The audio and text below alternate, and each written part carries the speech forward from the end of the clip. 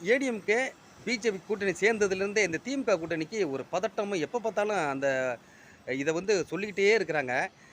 குறிப்பா விசிக என்னன்னு தெரியல. அதிமுகவுக்கு நாங்க வந்து கரிசனம் காட்டுறோம். அதாவது அவங்க வந்து தப்பான வழியில போறாங்க. அவங்க சார் இப்படி போகக்கூடாது அப்படின்னு நாங்க வந்து அறிவுரை கூறுறோம். நீங்க யாருங்க அறிவுரை கூறுறதுக்கு அதிமுகவுக்கு? அதிமுக வந்து ஆட்சிய இழந்திருக்கு. இப்ப ஆட்சிய பிடிக்க போராடும்.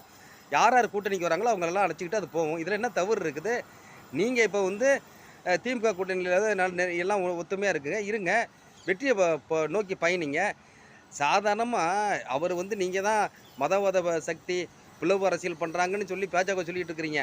ஆனா பழனிச்சாமி அவர்கள் வந்து அவர வந்து புகழ்ந்து பேசிட்டு இருக்கிற அந்த நாட்ட காக்குற ஒரு மோடி, நம்ம மக்கள வந்து நிம்மதியா வச்சிருக்கிற ஒரு மோடி, சிந்தூர் ஆப்பரேஷன் பார்த்தீங்களா? இப்படின்னு அவர புகழ்ந்து இருக்கிறாரு. நீங்க போய் அவர வந்து எப்படிங்க நீங்க வந்து இவங்கள தோளில் சுமக்கிறீங்க பிஜேபிய? அவங்க உங்கள விழுங்கிருவாங்கன்னு சொல்லி நீங்க பதட்டப்படுறீங்க.